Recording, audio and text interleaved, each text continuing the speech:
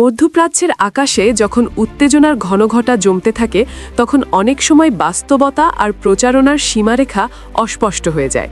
সাম্প্রতিক ঘটনা প্রবাহে যে বর্ণনা সামনে এসেছে, ইরানের মিসাইল প্রদর্শনের পর মার্কিন বিমানবাহী রণতরী ইউএসএস অ্যাব্রাহাম লিঙ্কনের ট্রান্সপন্ডার বন্ধ হয়ে যাওয়া, সেটিকে রাডার থেকে উধাও বলা এবং তার সাথে উত্তর কোরিয়ার কিম জং উনের কৌশলের তুলনা টানা, এসব বিষয়কে বিশ্লেষণ করতে হলে আবেগ নয় বরং সামরিক কৌশল, প্রযুক্তিগত বাস্তবতা এবং ভূরাজনৈতিক প্রেক্ষাপটকে সামনে রাখতে হয়। ঘটনাটি যদি সরলভাবে দেখা হয় তাহলে মনে হতে পারে যেন এক মিসাইল পরীক্ষার ভয়ে একটি সুপার পাওয়ারের প্রধান রণতরী আত্মগোপন করেছে। কিন্তু আন্তর্জাতিক সামরিক কার্যক্রমের প্রকৃতি অনেক বেশি জটিল, স্তরবিন্যাসযুক্ত এবং পরিকল্পিত।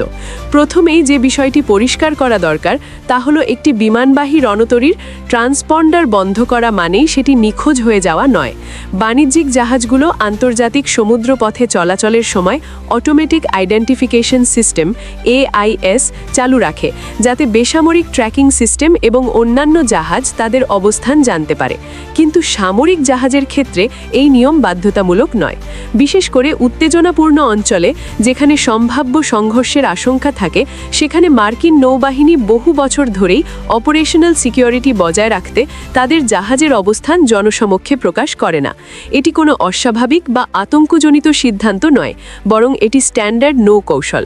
সুতরাং রাডার থেকে গায়েব কথাটি বাস্তবতার তুলনায় বেশি নাটকীয়। সামরিক রাডার, স্যাটেলাইট নজরদারি এবং মিত্র দেশগুলোর সমন্বিত প্রতিরক্ষা ব্যবস্থার কাছে এমন একটি জাহাজ কখনোই সত্যিকার অর্থে অদৃশ্য হয় না। তবে কেন এই ঘটনাটি কেন্দ্র করে এমন তীব্র আলোড়ন তৈরি হলো, তার উত্তর নিহিত রয়েছে মানসিক যুদ্ধ বা সাইকোলজিক্যাল অপারেশনের মধ্যে। ইরান দীর্ঘদিন ধরেই বুঝে গেছে যে সরাসরি সামরিক সংঘর্ষে মার্কিন যুক্তরাষ্ট্রের সঙ্গে টক্কর দেওয়া সহজ নয়, কিন্তু তথ্যযুদ্ধ, প্রতিরোধমূলক সক্ষমতা প্রদর্শন এবং প্রতিপক্ষের মনে অনিশ্চয়তা সৃষ্টি, এই কৌশলগুলোতে তারা ধীরে ধীরে দক্ষতা অর্জন করেছে। খোররামশাহর 4 মিসাইলের পরীক্ষা এবং তার ভিডিও প্রকাশ আসলে সামরিক শক্তির পাশাপাশি মনস্তাত্ত্বিক বার্তা বহন করে। বার্তাটি হলো, ইরান এখন এমন সক্ষমতা অর্জন করেছে যা উপেক্ষা করা যাবে না। উত্তর কোরিয়ার কিম জং উনের সঙ্গে তুলনা টানার বিষয়টিও এখানেই প্রাসঙ্গিক হয়ে ওঠে। কিম জং উন প্রায়শই রাজনৈতিক বিবৃতির বদলে মিসাইল পরীক্ষা করে প্রতিক্রিয়া জানান। এতে করে তিনি একদিকে অভ্যন্তরীণ জনগণের কাছে শক্তিশালী নেতৃত্বের ভাবমূর্তি বজায় রাখেন, অন্যদিকে আন্তর্জাতিক পরিসরে একটি কৌশলগত সংকেত পাঠান। ইরানও অনেক ক্ষেত্রে অনুরূপ পদ্ধতি অনুসরণ করে, বিশেষত যখন কূটনৈতিক আলোচনার পাশাপাশি চাপ, নিষেধাজ্ঞা বা সামরিক হুমকি দেওয়া হয়। তবে দুই দেশের বাস্তবতা এক নয়। উত্তর কোরিয়া আন্তর্জাতিকভাবে অনেক বেশি বিচ্ছিন্ন। ইরান মধ্যপ্রাচ্যের জটিল শক্তির ভারসাম্যের অংশ, তাই তাদের কৌশল একই রকম মনে হলেও প্রেক্ষাপট আলাদা। খোররামশাহর 4 মিসাইল নিয়ে যে দাবি শোনা যাচ্ছে, পাল্লা, গতি, ওয়ারহেডের ওজন, এসব বিষয়েও কিছু বাস্তবতা বিবেচনা করা দরকার। ইরান প্রায় 2000 কিলোমিটার পাল্লার ব্যালিস্টিক মিসাইল সক্ষমতা দীর্ঘদিন ধরেই প্রদর্শন করেছে। 5000 কিলোমিটার পাল্লার দাবি যদি সত্য হয়, তাহলে সেটি ইরানের কৌশলগত পরিসরকে বহুগুণ বাড়িয়ে দেবে। তবে এ ধরনের দাবি প্রায়শই রাজনৈতিক বার্তারও অংশ হতে পারে, কারণ একটি মিসাইলের প্রকৃত সক্ষমতা যাচাই করা যায় ধারাবাহিক পরীক্ষা, নিরপেক্ষ স্যাটেলাইট ডেটা এবং আন্তর্জাতিক গোয়েন্দা বিশ্লেষণের মাধ্যমে। শুধু ঘোষণার ভিত্তিতে তার পূর্ণ কার্যকারিতা নির্ধারণ করা যায় না। একইভাবে মিসাইল সিটি বা ভূগর্ভস্থ ক্ষেপণাস্ত্র ঘাঁটি, এ ধারণাটিও নতুন নয়। ইরান গত 1 দশকে একাধিকবার ভিডিও প্রকাশ করেছে যেখানে ভূগর্ভস্থ টানেলে সারিবদ্ধভাবে মিসাইল সাজানো দেখা গেছে। এর উদ্দেশ্য দ্বিমুখী। প্রথমত, শত্রুপক্ষকে বোঝানো যে প্রিএমটিভ স্ট্রাইক করলেও সম্পূর্ণ সক্ষমতা ধ্বংস করা কঠিন হবে। দ্বিতীয়ত, অভ্যন্তরীণ জনমতকে আশ্বস্ত করা যে দেশ প্রতিরক্ষায় প্রস্তুত। তবে বাস্তব যুদ্ধে এই স্থাপনাগুলোর কার্যকারিতা নির্ভর করে গোয়েন্দা তথ্য, সাইবার আক্রমণ এবং নির্ভুল বাংকার বাস্টার অস্ত্রের উপর। মার্কিন যুক্তরাষ্ট্র কেন সরাসরি সংঘর্ষে যেতে দ্বিধা করে, এই প্রশ্নের উত্তরও সরল নয়।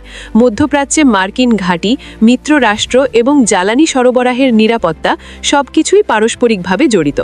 ইরান যদি পাল্টা হামলা চালায়, তাহলে তা কেবল একটি যুদ্ধ জাহাজের বিরুদ্ধে সীমাবদ্ধ থাকবে না, বরং আংশিক স্থিতিশীলতাকে বিপন্ন করতে পারে। তাই পেন্টাগন যে কোনো পদক্ষেপ নেওয়ার আগে বহুমাত্রিক ঝুঁকি বিশ্লেষণ করে। এটি ভয়ের চিহ্ন নয়, বরং সুপার পাওয়ারদের স্বাভাবিক কৌশলগত হিসাব। আব্রাহাম লিঙ্কনের মতো একটি বিমানবাহী রণতরী নিজেই একটি মোবাইল মার্কিন ঘাঁটি। এর সঙ্গে থাকে ডিস্ট্রয়ার, ক্রুজার, সাবমারিন এবং এয়ারউইং। একটি একক মিসাইল হামলায় পুরো নৌবহর অকেজো হয়ে যাবে, এ ধারণা বাস্তবতার তুলনায় সরলীকৃত। অবশ্যই আধুনিক অ্যান্টিশিপ ব্যালিস্টিক মিসাইল বড় হুমকি, কিন্তু প্রতিরক্ষা ব্যবস্থাও বহু স্তর বিশিষ্ট। Aegis system, electronic warfare, decoy এবং এয়ার পেট্রোল। যুদ্ধক্ষেত্রে ফলাফল নির্ভর করে কৌশল, সময়, গোয়েন্দা তথ্য এবং ভাগ্যের সমন্বয়ে। এই প্রেক্ষাপটে বলা যায় ঘটনাটি মূলত স্নায়ুযুদ্ধের অংশ। একদিকে ইরান দেখাতে চায় যে তারা আর চাপে নতস্বীকার করবে না, অন্যদিকে যুক্তরাষ্ট্র চায় সংঘাত ছাড়াই প্রভাব বজায় রাখতে। উভয় পক্ষই জানে সরাসরি পূর্ণাঙ্গ যুদ্ধের মূল্য বিপুল, অর্থনৈতিক, রাজনৈতিক এবং মানবিক। তাই শক্তি প্রদর্শন, সীমিত উত্তেজনা এবং নিয়ন্ত্রিত প্রতিক্রিয়া, এই ভারসাম্যের খেলাই চলছে। সবশেষে পারস্য উপসাগরের নিয়ন্ত্রণ এককভাবে কারো হাতে, এ ধরনের চূড়ান্ত মন্তব্য বাস্তবতাকে অতিরঞ্জিত করে। এই অঞ্চল বহু রাষ্ট্র, আন্তর্জাতিক নৌবাহিনী এবং বৈশ্বিক অর্থনীতির জন্য গুরুত্বপূর্ণ। এখানে শক্তির ভারসাম্য পরিবর্তনশীল এবং তা নির্ধারিত হয় সামরিক সক্ষমতার পাশাপাশি কূটনীতি, জ্বালানি পলিটিক্স এবং আন্তর্জাতিক জোট এবং প্রযুক্তিগত অগ্রগতির সমন্বয়ে। পারস্য উপসাগর এমন একটি জলপথ যার উপর নির্ভর করে বিশ্বের একটি বড় অংশের জ্বালানি সরবরাহ।